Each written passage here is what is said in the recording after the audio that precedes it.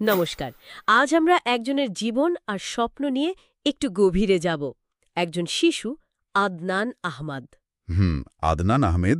আমাদের কাছে একটা লেখা আছে, আদনান আহমেদের জীবন ও স্বপ্ন। ঠিক, ওই লেখাটার উপর ভিত্তি করেই আজকের আলোচনা। আমরা ওর পরিচয় ওর ব্যাকগ্রাউন্ড, ওর ছোটবেলার একটা খুব ইন্টারেস্টিং দিক। আর ওর বাবার দেখা একটা স্বপ্ন, তাই তো? বেশ অন্যরকম একটা স্বপ্ন। একদম। তো চলুন শুরু করা যাক এই গল্পটা। লেখাটাতে যা পেলাম, আদনানের জন্ম ২রা জুলাই ২০২৪। হ্যাঁ, ২০২৪, মানে বয়স খুবই কম। ওর বাবা ডক্টর এস.কে নবী নওয়াজ আর মা মিলি খানম। আচ্ছা, ঠিকানাটাও দেওয়া আছে মালদা জেলার রতুয়া থানার হাজিতোলা বাহারাল। আচ্ছা, সাধারণ পরিচিতি। কিন্তু একটা ব্যাপার আছে এখানে, যেটা বেশ চমকে দেওয়ার মতো। লেখাটাতে বলছে আদনান নাকি মাত্র ৭.৫ মাস বয়সে হাঁটতে শুরু করে। ৭.৫ মাস? হ্যাঁ, ৭.৫ মাস। এটা কি স্বাভাবিক?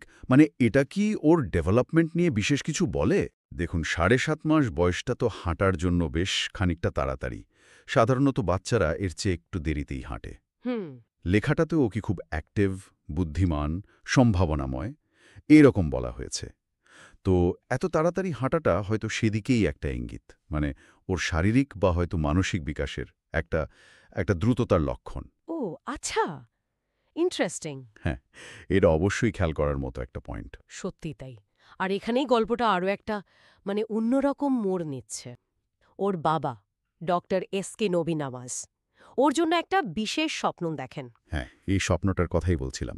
স্বপ্নটা হলো, কি সেটা? তিনি চান আদনান ভবিষ্যতে একজন নিউরোসার্জন হবে, মানে ব্রেইন সার্জন। ও, নিউরোসার্জন, বেশ কঠিন বিষয়। শুধু তাই নয়, একই সাথে তিনি চান আদনান হাফিজে কোরআনও হবে, মানে পুরো কোরআন মুখস্থ থাকবে যার। একসাথে নিউরোসার্জন আর হাফিজে কোরআন? হ্যাঁ, একসাথে। মানে দেখুন, একদিকে আধুনিক বিজ্ঞান, চিকিৎসা বিজ্ঞানের একটা অত্যন্ত স্পেশালাইজড শাখা। আর অন্যদিকে গভীর আধ্যাত্মিক জ্ঞান আর সাধনা। একদম। এই দুটো জগতের মেলবন্ধন ঘটানোর একটা একটা গভীর ইচ্ছা। বাহ! এটা তো একটা অসাধারণ কম্বিনেশন ভাবা হচ্ছে। দুটো পথই তো প্রচণ্ড ডেডিকেশন চায়, মেধা চায়, সময় চায়। অবশ্যই, দুটোই খুব ডিমান্ডিং। লেখাটা থেকে কিছু বলা আছে কেন বাবা ঠিক এই দুটো জিনিস একসাথে চাইছেন? এর পিছনের ভাবনাটা কি? কোনো কারণ? আসলে লেখাটা হয়তো স্বপ্নের পেছনের একেবারে নির্দিষ্ট কারণ বা এই পথের চ্যালেঞ্জগুলো নিয়ে খুব বিস্তারিত আলোচনা করেনি। ও। কিন্তু এই স্বপ্নটার মধ্যেই এর বিশালতাটা বোঝা যায়। এটা শুধু একটা কেরিয়ার গোল নয়, মনে হচ্ছে যেন একটা একটা জীবন দর্শন তৈরি করার চেষ্টা। জীবন দর্শন। হ্যাঁ, দুটো ক্ষেত্রেই চূড়ান্ত পর্যায়ের ডিসিপ্লিন, ফোকাস দরকার। কেন ঠিক এই দুটো, সেই ফিলোসফিটা হয়তো লেখাটাতে সেইভাবে আসেনি, কিন্তু এই আকাঙ্ক্ষাটাই খুব গুরুত্বপূর্ণ।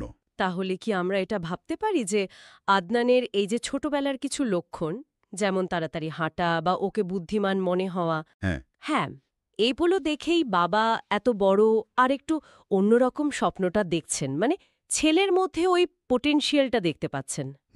হতেই পারে। এটা তো প্রায়ই হয়, তাই না?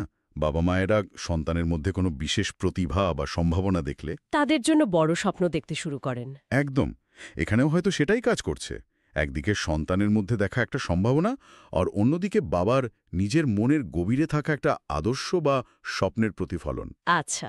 লেখাটা কিন্তু এই দুটো বিষয়কেই সুন্দরভাবে পাশাপাশি রেখেছে, আদনানের আপাত সম্ভাবনা আর তার জন্য দেখা ভবিষ্যৎটা।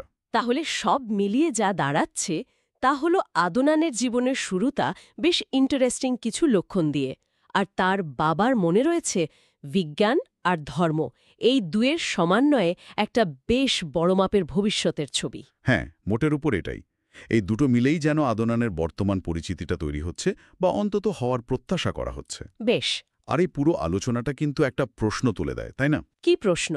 এই যে শৈশবের পর্যবেক্ষণ, এই ছোট ছোট লক্ষণ আর বাবা-মায়ের দেখা স্বপ্ন, এগুলো আসলে কতটা আর কিভাবে একটা মানুষের জীবনের পথটাকে তৈরি করে বা প্রভাবিত করে। এটা একটা ভাবনার বিষয়। বিশেষ করে যখন লক্ষ্যটা হয় এরকম, দুটো সম্পূর্ণ ভিন্ন ধারায় সেরা হবার চেষ্টা।